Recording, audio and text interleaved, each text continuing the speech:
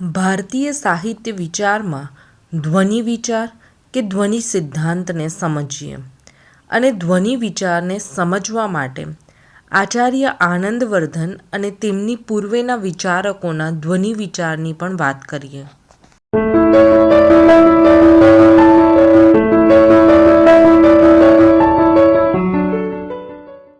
કાવ્યના આત્મરૂપ તત્વને પામવાની ભારતીય સાહિત્યની શાસ્ત્રીય સુદીર્ઘ પરંપરાનું ત્રીજું સોપાન એટલે જ ધ્વનિ.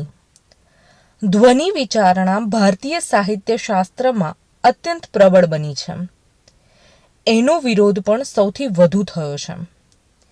ઈસુની 9મી સદીમાં થઈ ગયેલા આચાર્ય આનંદવર્ધનના પુસ્તકનું નામ ધ્વન્યાલોક છે. તેમાં તેમણે ધ્વનિઃ આત્મા કાવ્યસ્ય કહીને ધ્વનિને કાવ્યનો આત્મા કહ્યો છે. આનંદવર્ધને કાવ્યના 2 અર્થો ગણાવ્યા છે. એક મુખ્યાર્થ અને બીજું પ્રતીયમાન. અર્થને આંગળી ચીંધીને બતાવી ન શકાય, માત્ર અનુભવી શકાય. આ અર્થ કવિતામાં મહત્વનો છે. આચાર્ય અભિનવ ગુપ્ત ધ્વન્યાલોક પર ધ્વન્યાલોક લોચન નામની ટીકા લખીને ગ્રંથમાં આવતી ભાષા સ્પષ્ટતાની ચર્ચા વિચારણા પર ભાષ્ય કરે છે. તેમણે કુંતકે રજૂ કરેલા અનેક વક્રતા ભેદોને પણ ધ્વનિ સિદ્ધાંતમાં જ સમાવી લીધા છે. ત્યારબાદ આચાર્ય મમ્મટે કાવ્ય પ્રકાશમાં ધ્વનિ વિરોધી મતોનો દાવા દલીલ સાથે પરિહાર કરીને ધ્વનિ વિરોધી વાદોનું ખંડન કર્યું. તેમણે વ્યંજનાને કાવ્ય માટે અપરિહાર્ય માની આચાર્ય આનંદવર્ધનને વ્યાકરણ શાસ્ત્રમાં જે સ્ફોટવાદ છે તેને આધારે ધ્વનિ સિદ્ધાંતની સ્થાપના કરી. ધ્વનિ સિદ્ધાંતની ચર્ચા રસ સિદ્ધાંત જેટલી વિકસી નથી, છતાં તેનું મહત્વ ઓછું નથી. આમ ધ્વનિ સિદ્ધાંતમાં આચાર્ય અભિનવ ગુપ્ત અને આચાર્ય મમ્મટનું વિશેષ સ્થાન છે. સૌ પ્રથમ આચાર્ય આનંદવર્ધન પૂર્વેના ધ્વનિ વિચારની વાત કરીએ. ધ્વનિ વિચારણાના મર્મને પામવા માટે સૌ પ્રથમ આપણે આનંદવર્ધન પહેલાંની ધ્વનિ અંગેની સ્થિતિનો ખ્યાલ કરવો પડે. ધ્વનિ વિચારના પાયામાં કાવ્યમાં રહેલું પ્રતીયમાન તત્વ છે. આનંદવર્ધન, અભિનવ જેવા ધ્વનિવાદી આચાર્યો જણાવે છે કે ભામહ, દંડી વગેરે પૂર્વાચાર્યો જો કે વ્યંજનાના સિદ્ધાંતથી પૂરેપૂરા વાકેફ ન હતા, છતાં ધ્વનિ વિચારથી લગભગ પરિચિત હતા જ. એમણે ધ્વનિ, ગુણીભૂત વ્યંગ્ય વગેરે શબ્દ પ્રયોગ નથી કર્યો, છતાં વ્યવહારમાં અમુખ્ય વૃત્તિના અંચળા હેઠળ ધ્વનિનો સ્વીકાર કરેલો છે. સૌ પ્રથમ વાત કરીએ ભામહની. ભામહે વક્રોક્તિને કવિતામાં મહત્વ આપ્યું. તેમના મતે વક્રોક્તિ વગર એક પણ અલંકાર શક્ય નથી. આચાર્ય આનંદવર્ધન જેને ધ્વનિ કહે છે તે જ વક્રોક્તિ, પણ તે વ્યંજના દ્વારા પ્રાપ્ત થાય છે એની સ્પષ્ટતા ભામહમાં મળતી નથી. ભામહ અલંકારોની ચર્ચા કરે છે. એમાં પરોક્ષ રીતે પ્રતીયમાન અર્થનો સ્વીકાર કરે છે. દંડી ગુણ નિરૂપણ ચર્ચામાં માધુર્ય, કાંતિ, ઉદાત્તતા જેવા ગુણોની ચર્ચા કરી આડકતરી રીતે પ્રતીયમાન અર્થનો સ્વીકાર કરે છે. દંડી અલંકારોની ચર્ચા કરી એમાં ખાસ કરીને સમાસોક્તિ, પર્યાયોક્તિ વગેરે અલંકારોમાં પ્રતીયમાન અર્થનો સ્વીકાર કરે છે. વામન બધા જ અલંકારોના મૂળમાં ઉપમાને જુએ છે. બધા જ અલંકારો ઉપમાનો પ્રપંચ છે. એમાં પ્રતીયમાન અર્થનો સ્વીકાર જોવા મળે છે. આચાર્ય આનંદવર્ધનનો ધ્વનિ વિચાર. આચાર્ય આનંદવર્ધને ધ્વનિ સિદ્ધાંતની સુસ્પષ્ટ તાર્કિક વ્યાખ્યા આપી છે અને ધ્વનિને કાવ્યના આત્મા તરીકે પ્રસ્થાપિત કર્યો.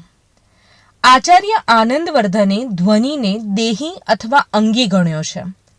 એ સિવાયના ગુણ અલંકાર, રીતિને સાધનો ગણ્યા છે. એટલે કે ધ્વનિ સાધ્ય છે અને ગુણ, અલંકાર, રીતિ એ સાધનો છે. આચાર્ય આનંદવર્ધને આ ચર્ચા ધ્વન્યાલોચનમાં કરી છે. આચાર્યને ધ્વનિ સિદ્ધાંતની પ્રેરણા કાવ્યશાસ્ત્રના સ્ફોટવાદમાંથી મળી છે. એમણે કાવ્યના બે અર્થો ગણાવ્યા છે, એક વાચ્યાર્થ અને બીજો પ્રતીયમાન અર્થ. વાચ્યાર્થ એટલે અભિધા વડે મળતો અર્થ. આનંદવર્ધન કહે છે કે પ્રતીયમાન અર્થ આ બધા કરતાં અલગ છે, વિશિષ્ટ છે. પ્રતીયમાન અર્થ મુખ્યાર્થ કરતાં અલગ પડે છે. ક્યારેક મુખ્યાર્થ નકારાત્મક હોય તો પ્રતીયમાન અર્થ હકારાત્મક હોય. ક્યારેક મુખ્યાર્થ વિધાન હોય પણ પ્રતીયમાન અર્થ અનુભવરૂપ હોય. આચાર્ય આનંદવર્ધન ધ્વનિ સંજ્ઞાને 5 અર્થમાં પ્રયોજે છે: વ્યંજક શબ્દ, વ્યંજક અર્થ, વ્યંગ્યાર્થ, વ્યંજના વ્યાપાર અને વ્યંજના પ્રધાન કાવ્ય.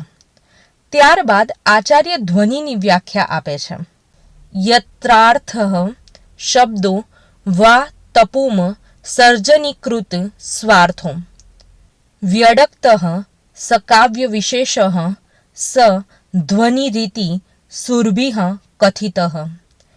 આનંદવર્ધન ધ્વનિની વ્યાખ્યા સ્પષ્ટ કરતા જણાવે છે કે એ કોઈ કાવ્યના એક ઘટકનું તત્વ નથી, સમગ્રનું તત્વ છે.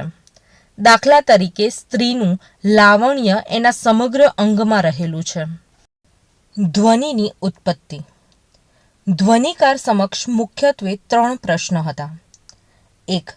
કવિઓ મુખ્ય વૃત્તિઓ છોડી દઈને શા માટે અમુખ્ય વૃત્તિઓનો આશ્રય લે છે? કવિઓ પોતાને થયેલી અનુભૂતિનું કાવ્યમાં કલાત્મક રૂપાંતર કરવાના હેતુથી મુખ્ય વૃત્તિ છોડી દઈને અમુખ્ય વૃત્તિનો આશરો લે છે. 2. ગુણ દ્વારા રસ પ્રાપ્તિ કઈ રીતે થાય છે? કવિ શબ્દ અને અર્થના સહી તત્વ દ્વારા જુદા જુદા અલંકારો અને ગુણ પ્રગટાવે છે. આ દ્વારા કાવ્યમાં વક્રોક્તિ એટલે કે કાવ્ય સૌંદર્ય પ્રગટે છે. કવિ આ માટે વ્યંગ્ય વ્યંજક સંબંધનો ઉપયોગ કરે છે અને વ્યંજના વ્યાપાર દ્વારા પોતાનું પ્રયોજન સિદ્ધ કરે છે. કવિ જે ગુણ યોજના કરે છે તે ચિત્તની 3 વિશિષ્ટ અવસ્થા ઉત્પન્ન કરે છે. આમ સાહિત્યમાં જે પ્રાસાદ, ઓજસ અને માધુર્ય ગુણ તરીકે ઓળખાય છે તે ચિત્તની વિસ્તાર, દીપ્તિ, દ્યુતિ નામની અવસ્થાઓ જ છે. આમ રસ એ વિશિષ્ટ અલૌકિક અવસ્થા છે જે ગુણો દ્વારા પ્રગટે છે. 3 છે રસ પ્રાપ્તિ વખતે ખરેખર શું થાય છે? રસ પ્રાપ્તિ વખતે ભાવકનું ચિત્ત વિસ્તાર, દીપ્તિ અને દ્યુતિનો અનુભવ કરે છે. આ અવસ્થા બ્રહ્માનંદ સહોદર, ચિન્મય, અખંડ અવસ્થા છે. સત, ચિત્ત, આનંદ સ્વરૂપ છે. આ અવસ્થા વિગલિત વિધ્યાંતર સંપર્ક શૂન્ય છે. આ એક સામાજિક અવસ્થા છે. આનંદવર્ધન કવિતાના અંતિમ પ્રયોજન રૂપે આ રસ પ્રતીતિનો જ મહિમા કરે છે. ધ્વનિ શબ્દના વિવિધ અર્થો. ધ્વનિ શબ્દના જે વિવિધ અર્થો છે તેમાં 5 અર્થ પ્રચલિત છે. પહેલું છે વ્યંજક શબ્દ. ધ્વનિત કરે તે વ્યંજક શબ્દ ધ્વનિ કહેવાય છે. બીજું છે વ્યંજક અર્થ. જે ધ્વનિ કરે કે કરાવે તે વ્યંજક અર્થ ધ્વનિ કહેવાય. ત્રીજું વ્યંગ્યાર્થ. જે ધ્વનિત થાય છે તે રસ, અલંકાર અને વસ્તુ જેવા વ્યંગ્ય અર્થના રૂપ ધ્વનિ કહેવાય છે. ચોથું છે વ્યંજના શબ્દ શક્તિ. જેનાથી ધ્વનિત થાય છે તે શબ્દ શક્તિ વ્યંજના ધ્વનિ કહેવાય છે. પાંચમું છે ધ્વનિ કાવ્ય. વ્યંગ્યાર્થ પ્રધાન ધ્વનિયુક્ત કાવ્ય જેમાં ધ્વનિ પ્રતીત થાય છે તે કાવ્ય ધ્વનિ કાવ્ય કહેવાય છે. આમ સંસ્કૃત કાવ્ય શાસ્ત્રમાં ધ્વનિ શબ્દ વ્યંજક શબ્દ, વ્યંજક અર્થ, વ્યંગ્યાર્થ, વ્યંજના અને ધ્વનિ કાવ્ય એવા અર્થમાં પ્રયોજાય છે. વળી વ્યવહારમાં અને સાહિત્ય વિવેચનના શિક્ષણમાં એટલે કે અભ્યાસમાં ધ્વનિ શબ્દ ભાવાર્થ, રહસ્ય, મર્મ, કેન્દ્રીય વિચાર તથા શબ્દનો ઉચ્ચાર એવા અર્થમાં પણ પ્રયોજાય છે. પરંતુ ધ્વનિ સિદ્ધાંતમાં વ્યંગ્યાર્થ ધ્વનિ અપેક્ષિત છે. કાવ્ય કે શબ્દમાં અભિધા અને લક્ષણાથી ચડિયાતો એવો જે વિશિષ્ટ અર્થ અધિકારી ભાવકને સમજાય છે તે વ્યંગ્યાર્થ રૂપ ધ્વનિ જ ધ્વનિ છે. સામાન્ય રીતે ધ્વનિ ત્રિરૂપ મનાયો છે: વસ્તુ માત્ર, અલંકાર, રસ વગેરે. એમાં પણ રસ ધ્વનિ જ મુખ્ય કે પ્રધાન મનાય છે, કારણ કે વસ્તુ ધ્વનિ અને અલંકાર ધ્વનિ પણ અંતે તો રસ ધ્વનિમાં જ પર્યવસાન પામે છે, એમ અભિનવ ગુપ્તે કહ્યું છે. તેથી રસ ધ્વનિ જ કાવ્યાત્મ રૂપે વ્યવસ્થિત થાય છે. આ ત્રિરૂપ ધ્વનિ સર્વથા વાચ્યાર્થથી વિલક્ષણ અને ઉત્કૃષ્ટ છે, અને તેથી જ ધ્વનિ એ કાવ્યનો આત્મા છે એમ કહેવાયું છે. અભિનવ ગુપ્ત ધ્વનિ પ્રગટ કરનારી પ્રક્રિયાને ધ્વનન વ્યાપાર કહે છે. આનંદવર્ધનની ધ્વનિની વ્યાખ્યા એટલે કે ધ્વનિનું સ્વરૂપ. આશરે ઈસવીસન 1850 આસપાસ આ કાશ્મીરી પંડિતે દેવી શતક, વિષમ બાણ લીલા, અર્જુન ચરિત, તત્વલોક વગેરે ગ્રંથો લખેલા છે.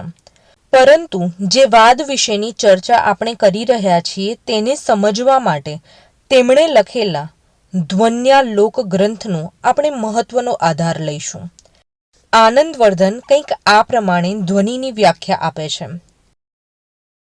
સહૃદયોએ પ્રશંસેલો એવો કાવ્યના આત્મા તરીકે વ્યવસ્થિત એટલે કે નિશ્ચિત એવો જે અર્થ છે તેના બે ભેદ પ્રકાર છે: એક વાચ્ય અર્થ અને બીજું પ્રતીયમાન અર્થ. વાચ્ય અર્થ તો ઉપમા વગેરેથી સિદ્ધ છે, જ્યારે પ્રતીયમાન અર્થ એટલે કે વ્યંગ્ય અર્થ, વિશિષ્ટ અર્થ, ઉત્તમ કવિતામાંથી પ્રગટતો આ પ્રતીયમાન અર્થ પ્રતિભાશાળી અધિકારી ભાવકને મુગ્ધ કરે છે. આ અર્થ અલૌકિકતાની અભિવ્યક્તિ કરે છે. આ ધ્વનિરૂપ વ્યંગ્યાર્થ જ કૃતિમાંથી સૂચિત થતો વિશિષ્ટ અર્થ તે ધ્વનિ એમ હવે સ્પષ્ટતા થઈ. આવો પ્રતીયમાન અર્થ એટલે કે વ્યંગ્ય અર્થ જે કાવ્યમાં જોવા મળે તે ધ્વનિ કાવ્ય મમ્મટ જેને ઉત્તમ કાવ્ય કહે છે તે કહેવાય. તેની સમજૂતી આપતા તે કહે છે: યત્રાર્થઃ શબ્દો વા તમથઃમુપસર્જની કૃત સ્વાર્થો વ્યક્તઃ કાવ્ય વિશેષઃ સ્વધ્વનિરીતિ સુરભિઃ કથિતઃ.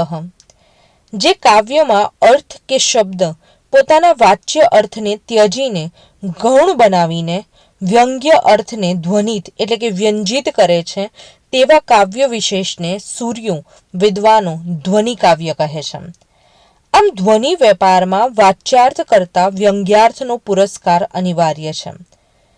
પ્રતીયમાન અર્થ. ધ્વનિ વાચ્યાર્થથી અત્યંત વિલક્ષણ છે, તેમ છતાં વાચ્યાર્થ થકી જ તે પ્રકાશિત થાય છે. માટે વાચ્ય અર્થ અને પ્રતીયમાન અર્થ એવા અર્થના મુખ્ય બે ભેદ કહ્યા છે. વાચ્યાર્થ ઉપર ધ્વનિની ઇમારત ઊભી થઈ છે, જ્યારે પ્રતીયમાન અર્થ તો વિશિષ્ટ છે. તે માટે ધ્વન્યાલોકમાં આનંદવર્ધન કહે છે: પ્રતીયમાનમ પુનરન્યદેવ વસ્ત્વસ્થિ વાણીષુ મહાકવિ નામ યત્તત પ્રસિદ્ધા વયવાતિરિક્તમ વિભાતિ લાવણ્યમી વાડગનાસુ. જે રીતે પ્રસિદ્ધ અવયવોથી અલગ રીતે લલનાનું લાવણ્ય શોભે છે, તેમ મહાકવિઓની વાણીમાં એ પ્રતીયમાન અર્થ શોભે છે. આમ કાવ્યમાં પ્રસિદ્ધ સ્થાનો, ગુણ, અલંકાર, રીતિ વગેરે સર્વથી અલગ પ્રતીયમાન વિગત જુદી રીતે તરી આવે છે, જેની શોભા અનેરી છે. ઉત્તમ કાવ્યમાંથી પ્રતીયમાન અર્થ પ્રગટ થતો હોય છે એ જ કાવ્યનો આત્મા છે. તે મધુર છે. ઉત્તમ કવિઓની વાણીમાં તે અલૌકિક અર્થની અભિવ્યક્તિ સાધે છે. ધ્વનિ વ્યંજના નિર્ભર છે અને વાચ્યાર્થ કે લક્ષણાર્થ સમજાય પછી એમાં રહેલી વ્યંજનાની મધુરતાનો અર્થ દ્વારા અનુભવ થતો હોય છે. ઉદાહરણ તરીકે ગંગામાં ઘોષ વાચ્યાર્થ, ગંગા તટે ઘોષ એ લક્ષાર્થ, અને ઘોષ ગંગા જેવો શીતળ પવિત્ર છે એ વ્યંગ્યાર્થ. અભિધાના નિરૂપણમાંથી સૂચિત થતો ધ્વનિ કલાત્મક અને સુંદર છે અને તેથી ચિત્તાકર્ષક લાગે છે. ઉદાહરણ તરીકે, આટલા ફૂલો નીચેને આટલો લાંબો સમય. ગાંધી કદી સૂતો નહોતો. હસમુખ પાઠકની આ પંક્તિઓ. આ રચનામાં રાજઘાટ ઉપર ગાંધીજીની સમાધિ જોઈને કવિ સહસા બોલી ઉઠે છે. તેમાં સાદગી અને અનવરત કર્મયોગ જે ગાંધીજીના જીવનમાં હતા તે ધ્વનિત થતું અનુભવાય છે. એવી જ રીતે કવિ રાવજી પટેલનું મારી આંખે કંકુના સૂરજ આથમ્યામાં મૃત્યુનો આભાસ ધ્વનિત થતો અનુભવાય છે વગેરે. ધ્વનિ સિદ્ધાંતનો આધાર સ્ફોટવાદ. ભર્તુહરિ કાવ્યપદીયમાં કહે છે, યહ સંયોગ વિયોગાભ્યામ કારણૈ રૂપજન્યતે સહ સ્ફોટઃ શબ્દજઃ શબ્દો ધ્વનિરીતિ ઉચ્યતે બુધૈઃ. શબ્દયંત્રના સંયોગે અને વિયોગથી ઉત્પન્ન થતો સ્ફોટ શબ્દમાંથી જન્મતો શબ્દ જ વિદ્વાનો દ્વારા ધ્વનિ કહેવાય છે. કાવ્યમાં અર્થ આપનારી વિશિષ્ટ શબ્દશક્તિને ધ્વનિ કહે છે. આ વિશિષ્ટ શબ્દશક્તિને સમજીએ અને તેના દ્વારા ધ્વનિના સ્વરૂપને સમજીએ. ધ્વનિ એ મૂળ તો વ્યાકરણની સંજ્ઞા છે. શબ્દનો ઉચ્ચાર થાય ત્યારે તેનું પ્રથમ સ્વરૂપ તે શબ્દના ઉચ્ચારનો ધ્વનિ એટલે કે સાઉન્ડ અને બીજું સ્વરૂપ તે શ્રોતાના ચિત્તમાં આખો શબ્દ પહોંચ્યા પછી અર્થ નામનું બીજું સ્વરૂપ પ્રગટે છે. આ બીજું અર્થ સ્વરૂપ તે અર્થ સ્ફોટ છે. આ સ્ફોટ જ ધ્વનિ છે. સ્ફોટ એટલે નિત્ય શબ્દ. સ્ફોટ શબ્દ એ ક્રિયા સૂચવે છે. સ્ફુટતિ અર્થો અસ્માદિતિ સ્ફોટઃ. બોલનાર વ્યક્તિના મુખમાંથી બોલાતા શબ્દોથી ઉત્પન્ન થતો શબ્દ અવાજ આપણા મનમાં નિત્ય સ્ફોટ જન્માવે છે.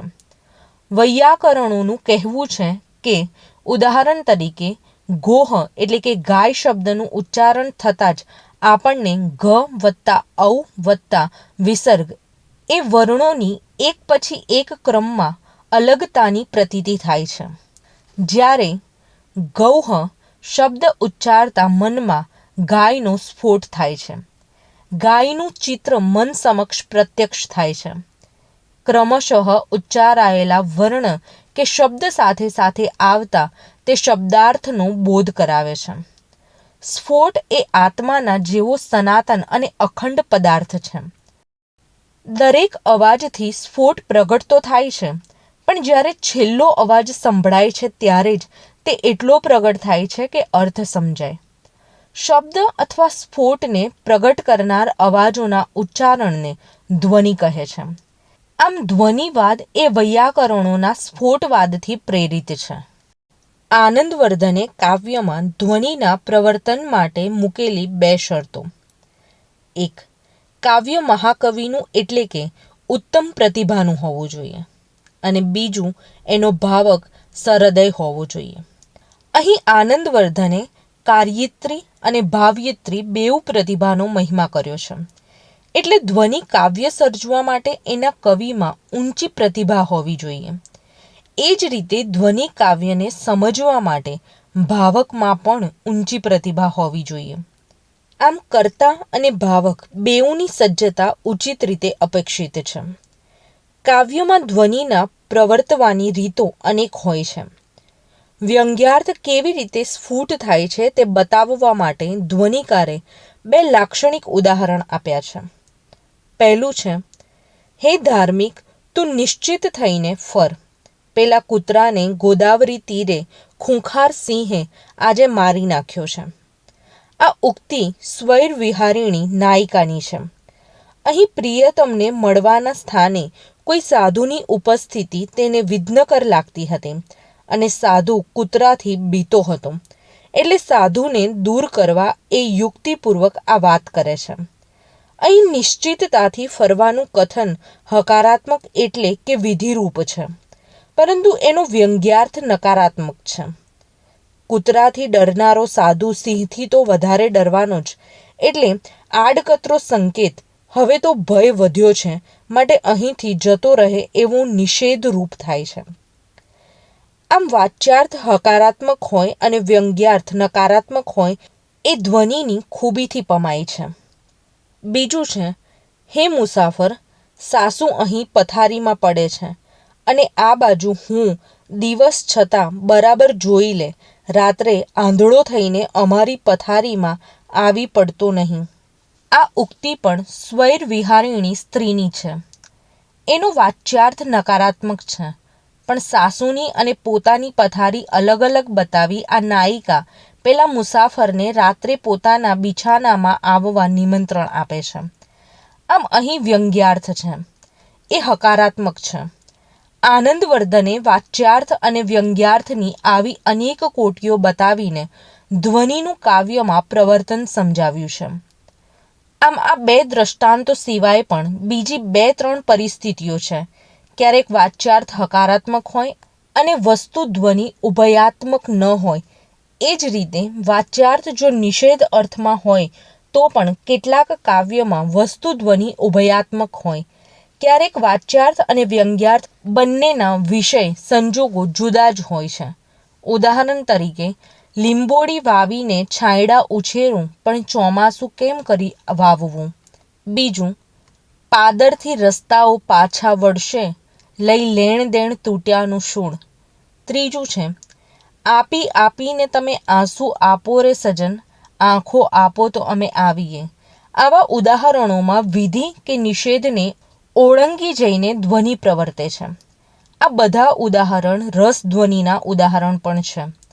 ધ્વનિ એક રીતે કહીએ આ સાંકેતિક અર્થ છે. એ જેમ પંક્તિમાં હોય છે એમ સમગ્ર કૃતિમાં હોય છે. કૃતિને અંતે જે રસબોધ કે અર્થબોધ થાય છે તે પણ વ્યંજનાગર્ભ ધ્વનિનું પરિણામ છે. આ અર્થમાં ધ્વનિ કાવ્યનો આત્મા ગણાય છે. જો કાવ્ય કશાય ધ્વનિ વગરનું હશે તો એ સાહિત્ય કૃતિ નહીં હોય. ઓછામાં ઓછું કાવ્યમાં ધ્વનિ બીજ રૂપે તો પડેલો જ હોય. ફળ અને બીજ, વૃક્ષ અને બીજને જેવો સંબંધ છે એવો જ સંબંધ ધ્વનિ અને કાવ્યનો ગણી શકાય. ધ્વનિ વિરોધી મતો. આચાર્ય આનંદવર્ધને સ્થાપેલા ધ્વનિ સિદ્ધાંતનું જેટલું મહત્વ છે એટલો જ એ વિવાદાસ્પદ રહ્યો છે. કેટલાક વિદ્વાનોએ એનો વિરોધ પણ કર્યો છે. એ વિરોધમાં 3 પ્રકારના વાદો અસ્તિત્વમાં આવ્યા. એમાં પ્રથમ મત ધ્વનિના અસ્તિત્વનો જ અસ્વીકાર કરે છે. બીજો મત ધ્વનિ છે એમ તો સ્વીકારે છે, પણ તેનો સમાવેશ લક્ષણામાં જ થઈ જાય છે એમ કહે છે. જ્યારે ત્રીજો મત ધ્વનિનું સ્વતંત્ર અસ્તિત્વ સ્વીકારવા છતાં એમ માને છે કે તેની વ્યાખ્યા થઈ શકે નહીં. અભિનવ આ 3 શંકાઓને પતિ સુખ ન જાણનારી કુંવારી કન્યાની શંકાઓ સાથે સરખાવે છે. પહેલો મત છે અભાવવાદીઓનો. 3 દલીલો અભાવવાદીઓ કરે છે.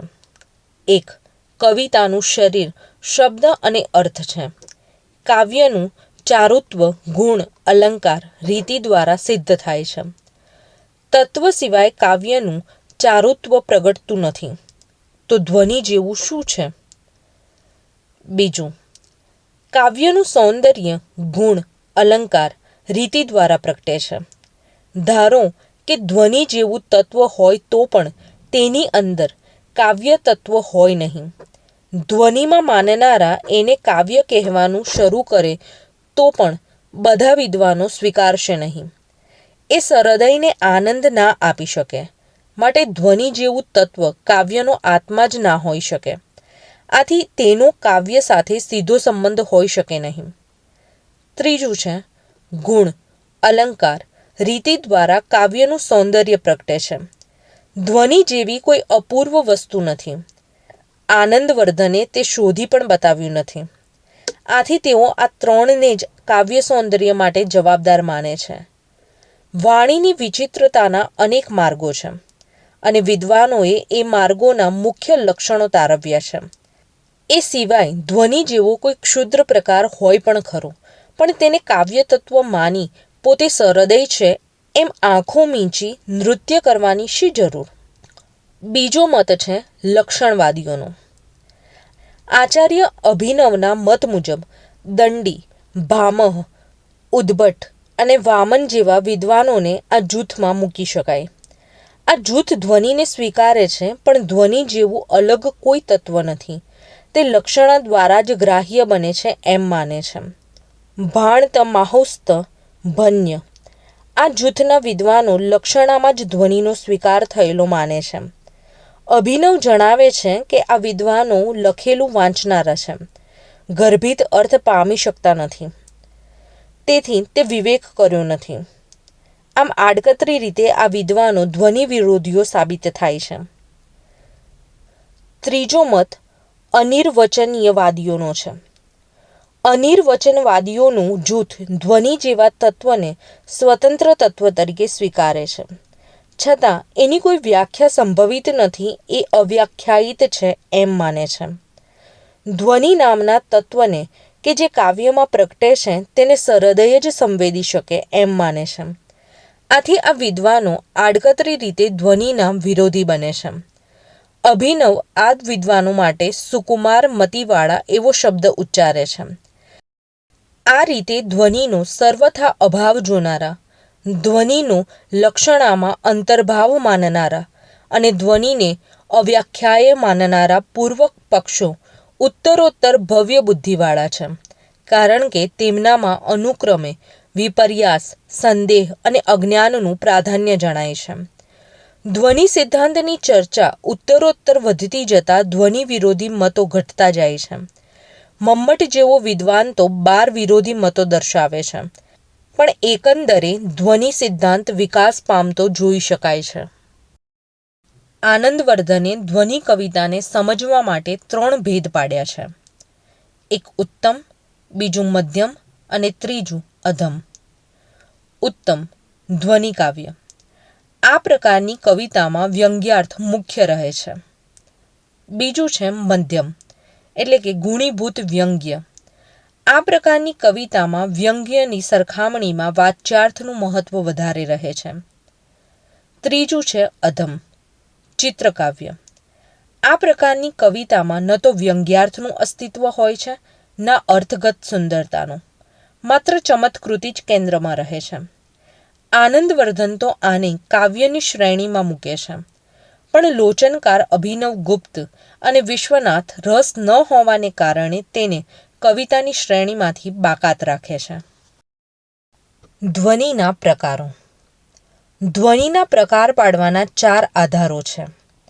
પહેલું, વાચ્યાર્થ અને વ્યંગ્યાર્થ વચ્ચેના સંબંધને આધારે. બીજું, વાચ્યાર્થમાંથી વ્યંગ્યાર્થ પ્રગટ થવાના ક્રમ પ્રમાણે. ત્રીજું, વ્યંગ્યાર્થ સ્વરૂપ મુજબ. ચોથું, વ્યંજક શબ્દ કે અર્થ મુજબ. આનંદવર્ધન ધ્વન્યાલોકમાં મુખ્યત્વે 2 પ્રકાર પાડે છે. બીજા પણ અનેક છે એમ કહે છે. ધ્વનિના પ્રકારોને આ રીતે મૂકી શકાશે.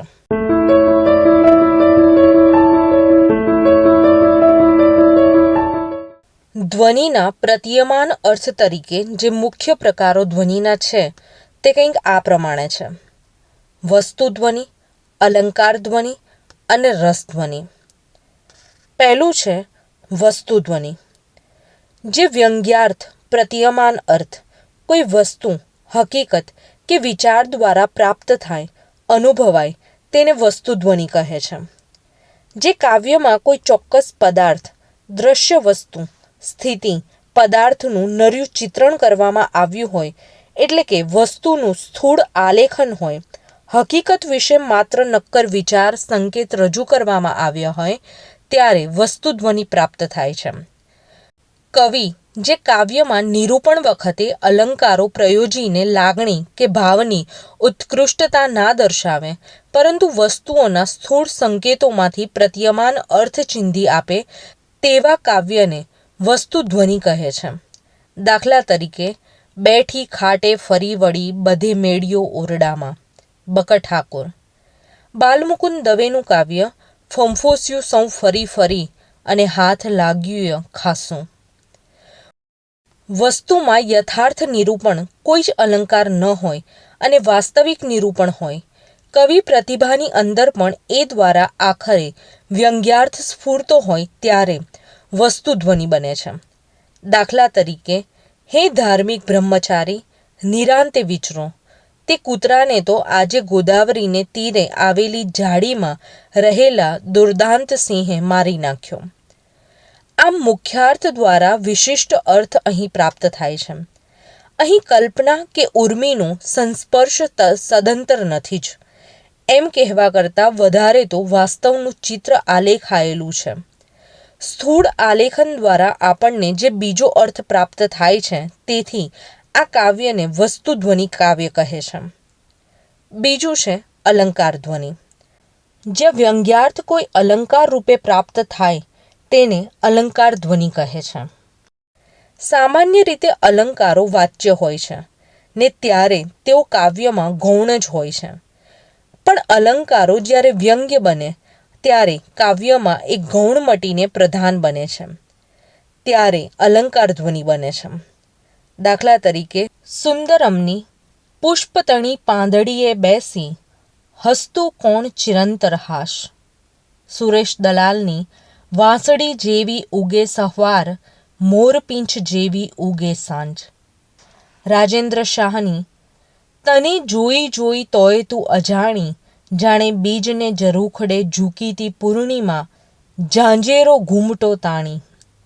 રાવજી પટેલની ઊંઘના અણખેડ્યા ખેતરમાં ઉગ્યા સારસ ટહુકા. આમાં સૌથી પ્રથમ અલંકાર સ્પર્શે છે. આ અલંકાર દ્વારા કવિ પોતાની કોઈ બીજી વાતને રજૂ કરવા ચાહે છે.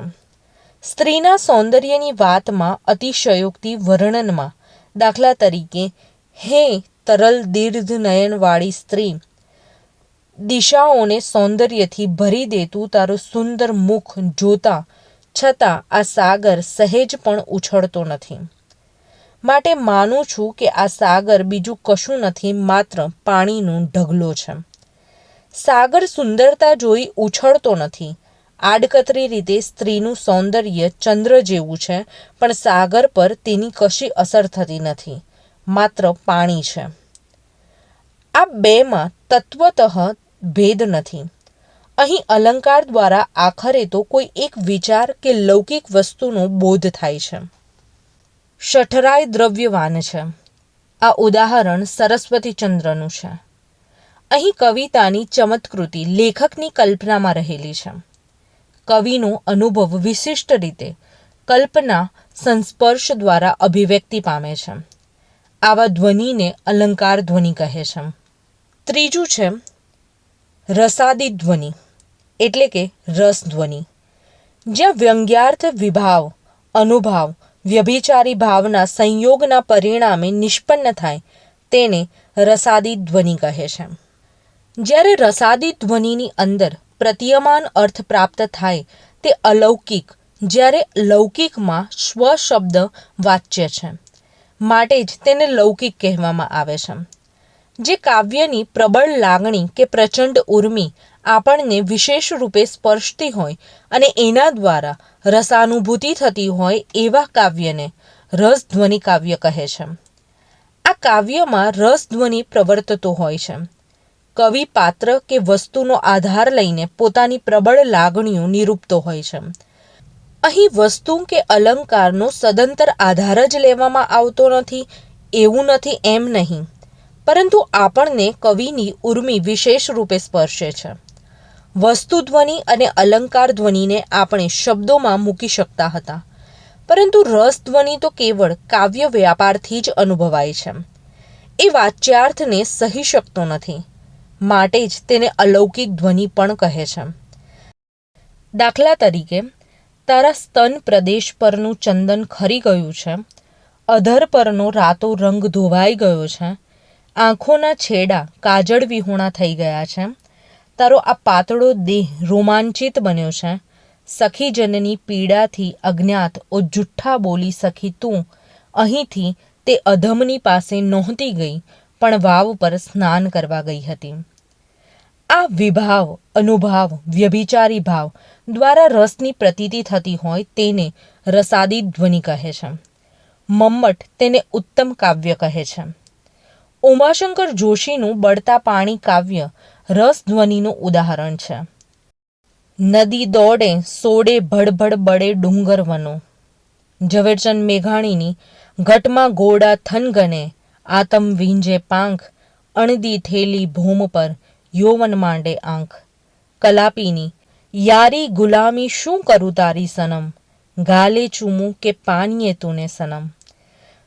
આ ઉદાહરણોમાં ઘટમાં ગોડા થનગને તેમાં જો એટલું જ કહી દઈએ કે યૌવન સાહસિક છે અથવા તો યારી ગુલામીમાં માત્ર એટલું જ કહેવામાં આવે કે મને તારા પ્રત્યે ખૂબ પ્રેમ છે, આટલામાં જ કવિતાનો રસાનુભવ આપણને થતો નથી. પણ આ વસ્તુ કવિની ઉર્મિના એક સહજ અને પ્રબળ આવિષ્કાર રૂપે અદ્વિતીય રૂપે અભિવ્યક્તિ પામે છે. અહીં રસાદી ધ્વનિ અનુભવાય છે. આચાર્ય આનંદવર્ધને ધ્વનિના આ મુખ્ય 3 પ્રભેદો પાડ્યા છે. ધ્વનિનું આ વર્ગીકરણ અત્યંત વ્યાપક સ્વરૂપનું છે.